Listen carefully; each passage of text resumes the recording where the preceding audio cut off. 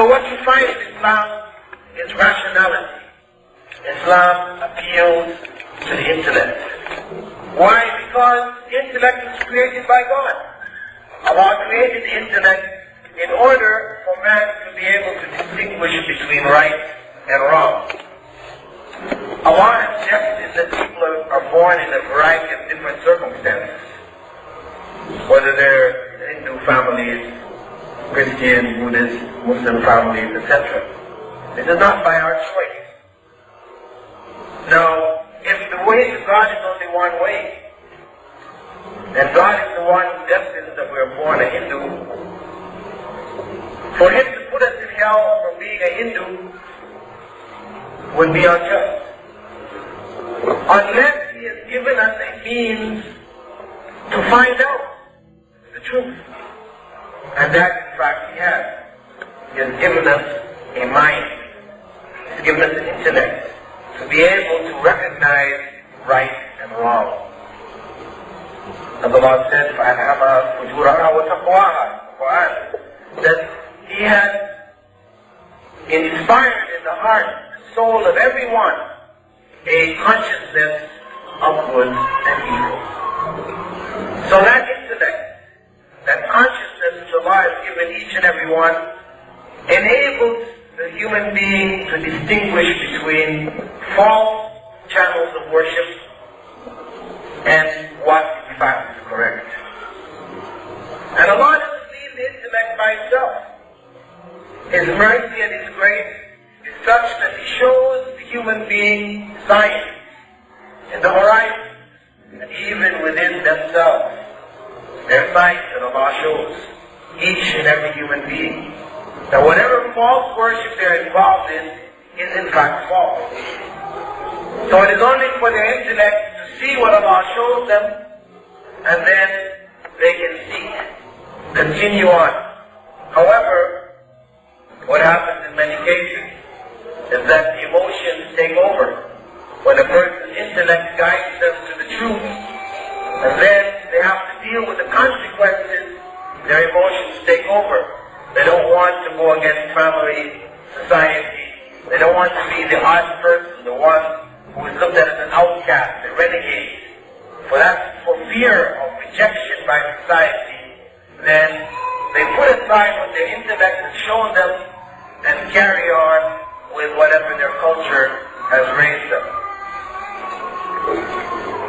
So, when we look in Islam, the various principles that are embodied in Islam, we find that they're all very reasonable, very rational, and the good in them is obvious.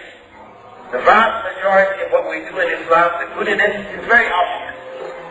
What Islam prohibits is not things that we can't grasp the harm in. By God's grace and mercy, He has only prohibited things which are in fact harmful to us.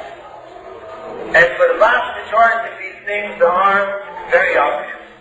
And the thinking person recognizes the harm. So what we see in Islam is that the system of the guidelines that are there to develop a human being, all of them are very rational and reasonable. This is why many people today, those who have been exposed to education, are now turning to Islam in larger and larger numbers. Furthermore, what we find in Islam is moral guidance which follows stable principles. The principles of moral guidance in Islam are not vague or general, that are modifiable every 50 years, every 20 years. As we find happening with laws in society and the beliefs in other religions, we find them modifying themselves to the current opinions and feelings of the masses of the people. So, what we find in Islam is a system of principles, moral principles, which stands the test of time. There are no differences between those principles as they were brought 1400 years ago by Prophet Muhammad, may Allah peace and blessings be upon him, or those principles that brought by Prophet Jesus some 800 years or 700 years prior to that, may Allah's peace and blessings be upon him, or Prophet Moses, alayhi salam, may Allah's peace be upon him, or those before. The principles of righteousness, good moral character, are timeless.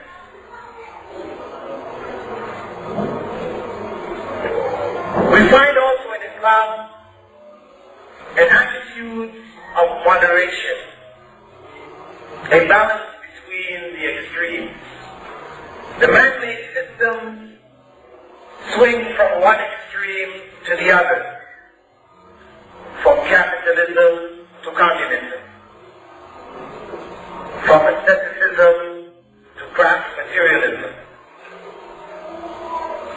from faith alone, as in Christianity, to good deeds alone, as in Hinduism. All of the various systems, because they are contrived by men, they are of necessity preferring some segment of society over another. And so you will always find people in turmoil. People trying to promote their views or the views of their class or their tribe or their segment of society over others. Whereas Islam represents the mean, that middle path, where emotions are not destroyed, our nature is not changed, but it is modified and guided. As the brother said, our nature is to want to possess. Capitalism gives us a freedom to possess things without restriction. Communism takes away that freedom to possess. Islam recognizes the nature of man to want to possess, but at the same time, it puts certain limitations on how man possesses. That where he seeks to monopolize commodities which are needed, desperately needed by society, then the government will step in and take that away from him. Will not be allowed to harm the society by his desire to possess. What we find also in Islam is that there is great importance given to the family, the core of society. That core which is being destroyed today. In all of Western societies, we see the family crumbling. We see a lot of respect between children and parents. We see so much child abuse, etc. In Islam, obedience and respect for parents is an act of worship. It's enshrined in Islam. The parents, the elders, are honored, and children, the younger, are required to respect and honor them. Also, parents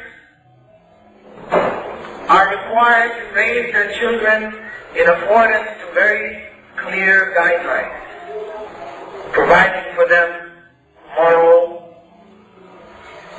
social principles taken from Islam, not of their own invention.